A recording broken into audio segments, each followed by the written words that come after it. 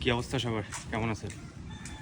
মানে টাকা পয়সা হইলে মানুষের শখ যে কোন লেভেলে চলে যেতে পারে, কোন পর্যায়ে পৌঁছায়, জাস্ট আজকে ওইরকম একটা জিনিস আপনাদেরকে দেখামু।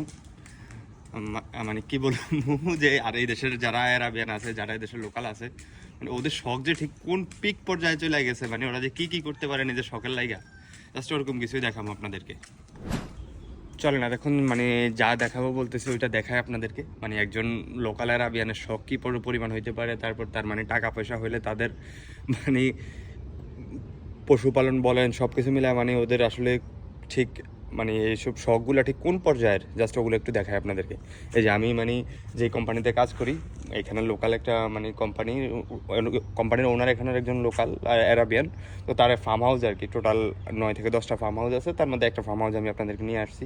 মানে ওইখানে দেখায় আর কি আসলে এখানে কি কি আছে, বা নর্মালি কি দু একটা কিছু দেখাই, যেটা দেখলে হয়তো আপনারা কিছুটা আইডিয়া করতে পারবেন। এই এই যে দেখেন, এই যে দেখেন লায়ন মামা এখানে বসে আছে, আবার জিব্বা বাইকে। এই যে এই যে এই যে এই যে উনি মোটামুটি অ্যাটাকিং মোডে চলে আসছে। এখন আপাতত ওটার ধারে কাছে যাওয়া যাবে না, উনি ফুললি অ্যাটাকিং মোড। দেখেন এটা একটা মানে পুরুষ সিংহ, দেখতেই পাচ্ছেন অবশ্যই। এটা মানে মোটামুটি একটু অসুস্থ বলা যায়। আরও কিছু দেখাই, এই যে এখানে আসি, আরও আছে। এই যে একটা দেখেন, এই হচ্ছে সাদা বাঘ। পুরো পৃথিবীতে যে এটার সংখ্যা খুবই খুবই কম। মানে আপনি বুঝতেই পারতেছেন, পুরো পৃথিবীতে হয়তো 2 থেকে 300 বা তার থেকে কম সাদা বাঘ পাওয়া যায়। যেখানে মানে আমার এই যে কোম্পানির মালিক, ওনার কাছে আছে প্রায় দুইটা সাদা বাঘ আছে। এটা হচ্ছে একটা ফিমেল সাদা বাঘ, আর একটা মেল আছে অবশ্যই, কিন্তু ও বোধহয় ঘুমাইতেছে অন্য কোনো জায়গায়, আপাতত এখানে নাই। হ্যাঁ, ও ঘুমাইতেছে, অন্য এখানে নাই অবশ্য। না, আপনি বুঝতেই পারতেছেন যে ওদের শখ কোন লেভেলে হইতে পারে। দেখেন সাদা বাঘ, এটা অবশ্যই পালিত বাঘ, কামড় দেয় না, মানে একদম পোষা বাঘ যারা বলে আর কি, বিড়ালের মতো। এটা এই কারণে এটা তো মানে অ্যাটাকিং মুডে নাই, কিচ্ছু না।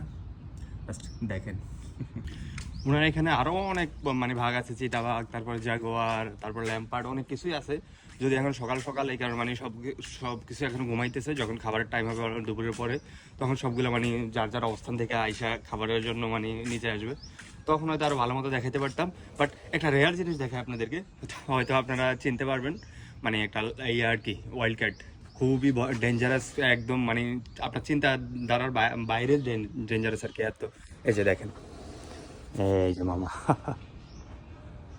এই যে দেখতে পাচ্ছেন, মানে এটা হচ্ছে ওয়াইল্ড ক্যাট, খুবই বড়, হয়তো এখানে শুয়ে আছে যার কারণে দেখা যাইতেছে না। বাট ওরে ওরে যে ইয়েটা দেখা ভয়ঙ্কর যে পেস, এটা দেখলেই ভয় লাগে। এই যে দেখেন অ্যাটাকিং মোডে চলে আসছে, যে কোনো সময় হয়তো হামলায় পড়তে পারে। এই যে দেখেন, সকাল সকাল হওয়াতে হয়তো মানে খুব বেশি কিছু দেখতে পারতেছি না, সবগুলো ঘুমাইতেছে। বাট আপনাদেরকে আরেকটা জিনিস দেখাই, একটা মানে জাগুয়ার সামনে আসছে, ওইটা দেখাই। এই যে এই যে জাগুয়ারটা দেখেন, এটার অবশ্য একটা পা নাই। ছোটোবেলাতেই মানে অন্য একটা জাগুয়ার, এটা যখন জন্ম হয় তখন অন্য একটা জাগুয়ার এটার মানে আক্রমণ করে এটার একটা পা খায়া ফেলায়।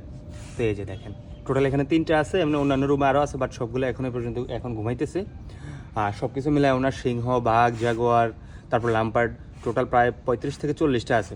যদিও এগুলো এখন মানে সকাল সকাল হওয়ার কারণে হয়তো সবগুলো সামনে আসতেছে না, আবার অন্যান্য ফার্মে আছে। এই যে ওর এক পা নাই, এই কারণে সবসময় নিচেই থাকে, যার কারণে হয়তো ওর দেখা পাইছি আর কি। নয়তো ও এই সময় উপরে উঠে ওর পার্সোনাল যে কেবিন আছে ওইখানে উঠে ঘুমাইতো।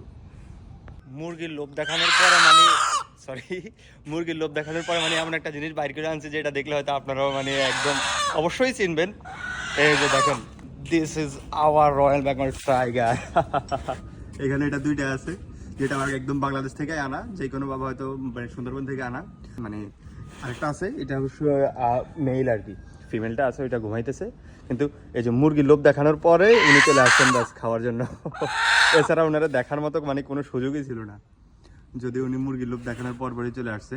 দেখতে পারেন, দেখেন জাস্ট মানে এটা আমাদের ভাগ আর কি বলাই যায়। মানে আরও একটা ল্যাম্পার্ড পাইছি অন্য একটা সাইডে, যেটা মানে সকাল সকাল ঘুম থেকে উঠছে।